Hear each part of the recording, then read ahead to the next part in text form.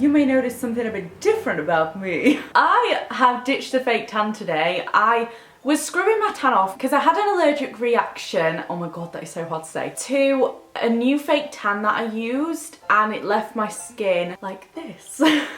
So I've had these like weird lumps on my arms and it was so itchy, like to the point where I was making them bleed and stuff. So I thought I would ditch the tan for a week, and I've been gradually scrubbing it off, because if you wear fake tan you know that if you scrub it off it won't all come off in one go. You have to like do it loads and loads for it to finally come off. So I've been scrubbing it off for literally a week, and I'm finally back to my natural shade, which is the colour of milk / walls / a ghost. Paper, snow, a ghost. And I thought, while I'm pale, I may as well do a tutorial for pale people, because I never take my tan off. I never take it off. I've worn fake tan since I was 15 years old, maybe even a little bit earlier. And when I say I've worn it since then, I mean I've worn it literally every day.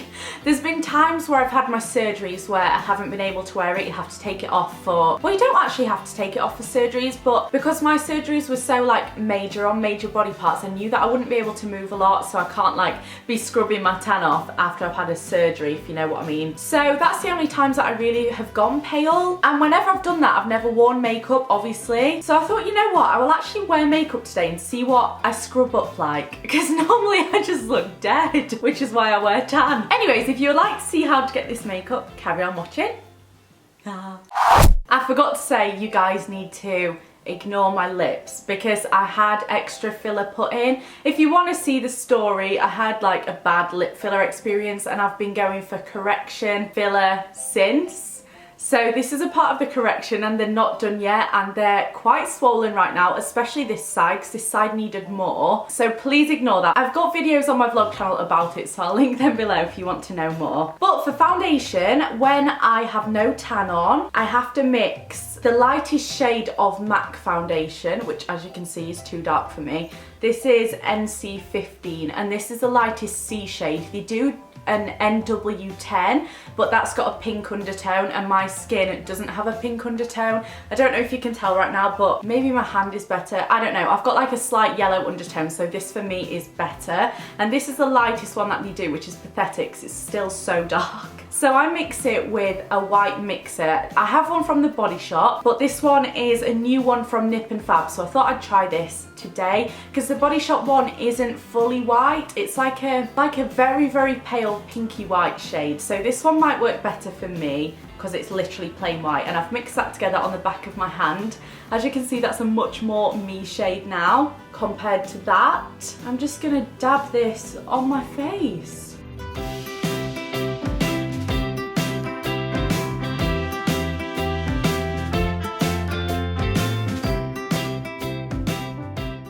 So that was actually a really good match for my neck. I'm now going to move on to concealer, and I'm taking this pink corrector shade. This is by Urban Decay, and this works really well if you get dark circles. I don't get too much dark circles, but I do get a bit of darkness in my inner corner, and you can see that so much more when I don't have tan on. You really don't need much though, just like a little blob in each corner. I'm then taking the Collection concealer in the shade Fair 1. I can't stop looking at myself on camera because I just look so pale. I might not look that pale in the edited version of this video, because obviously when we come to edit videos as YouTubers, we have to add like effects to them. Not effects.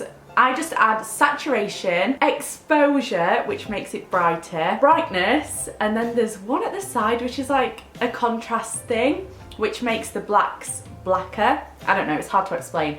So I add lots of that, and if I didn't add that, I would look like this. So that is what I'm seeing right now, and I just look so pale, but I'm gonna pop it back. So I'm now gonna take this concealer, which might be a bit too dark. Risky business. I'm gonna take it anyway. So hard to find a concealer your shade. I'm gonna take a tiny bit of white as well and just add that in, because I can tell when I blend that out it's gonna be a bit too dark. Honestly, if you're as pale as me, the best thing you could ever do for your makeup game is to get a white foundation, because it works so well. This Nip and Fab one's really good as well because it's super thick. And the only other white foundation, like proper white one that I've used is a MAC Face and Body. It came out with the Halloween collection, which just says it all really. But that was a white one and that was a super thin formula, but this is actually quite a thick formula, so it's really good. So for powder on pale skin, it's so much better to find a white powder. This is a translucent one. It's a no colour powder. I have a Laura Mercier one which says it's translucent, but it actually has a bit of colour to it. So definitely get a white powder. This is the RCMA makeup one. It's super duper good and it's actually quite affordable. So I recommend this 100%. Crap, I just poured so much out. So I'm just going to set all this into place.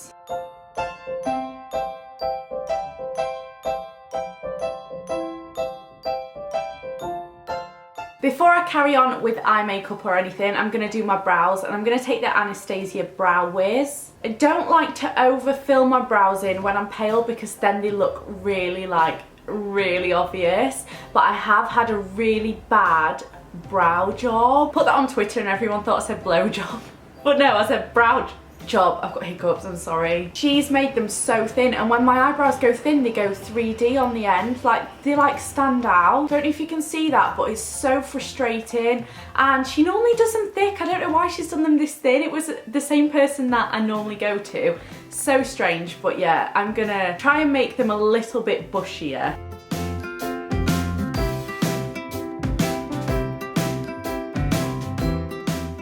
And on top of that, I'm going to take the Benefit Gimme Brow. This stuff is so good. Just looks like a tiny little thing like that. And it just makes your brow hairs darker.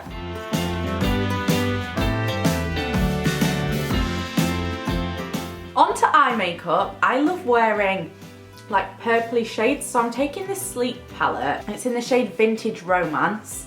And I love this. And I'm just going to pack this shade here onto my lid. It's such a gorgeous shade. I personally think if you're pale, you should stay away from gold eyeshadow. I don't think it looks good at all. This is a kind of bronzy gold, and it's definitely a lot more muted than a gold, like there's a gold next to it. That just would not look good on my pale skin, but that kind of shade does. So that's a tip if you find that eyeshadows don't necessarily look that great on you and you've got pale skin. Definitely try a more muted, like bronzy gold shade. I'm just gonna pop this all over the lid. I feel like I'm doing this video as a bit of a lesson as well, but that's because I've honestly never done a video with no fake tan on, like never. And I've done YouTube for 3 years now and I've literally never done a video without tan on. It's mad. So moving on, I'm going to take a mixture of these two shades at the end and pop that in the outer corner and a little bit in the crease. Now you might think I'm crazy, but this actually looks really pretty, so I'm just going to go ahead and do that.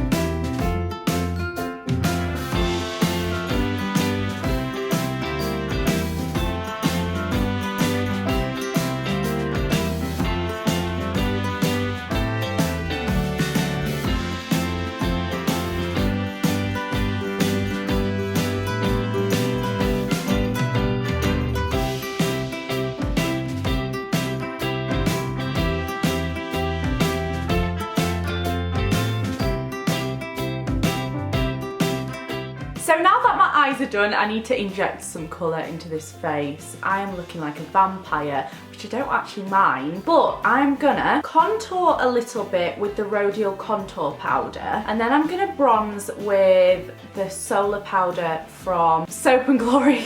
I could not think of that name then. So I'm just gonna contour a little bit first, not too much. A bit nervous for this because I always go over the top, because when I've got a tan on, I will literally just pile bronzer on, but when I don't have tan on, which is so rare that I don't, I always forget not to do that.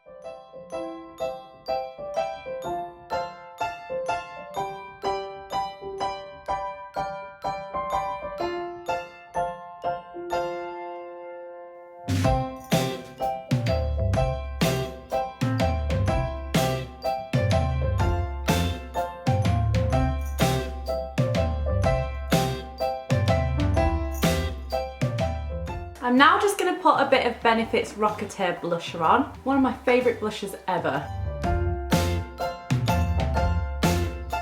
Onto highlighter, I'm using the Topshop Glow in the shade Polish. I've never used this. I was meant to be saving it for a testing video, but all my highlighters are upstairs. I don't want to go upstairs again. I feel lazy.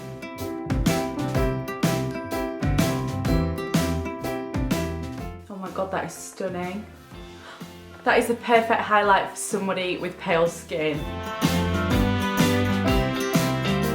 And the final step is lips. I'm gonna have to outline my lips today because, as I said, this side is so swollen. They're not like a proper shape right now because of the swelling, so I'm gonna have to kind of like outline myself a proper shape.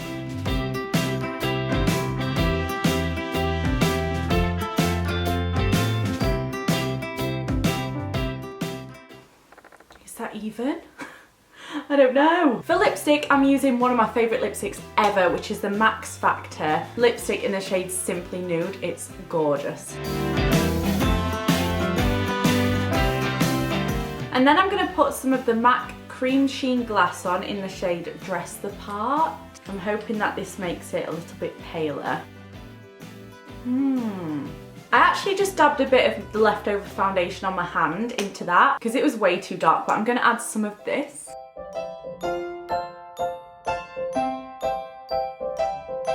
So that is the end of this makeup look. Let me know if you like it in the comments below, and also let me know if you would like... I've got a hiccup. It's a burp. Pardon me. Let me know if you would like more pale makeup looks. I couldn't think of the word pale then. I use it so little. And give this one a thumbs up if you enjoyed it, and I'll see you in my next video. Bye! Oh, ow. That genuinely hurt. Okay, bye.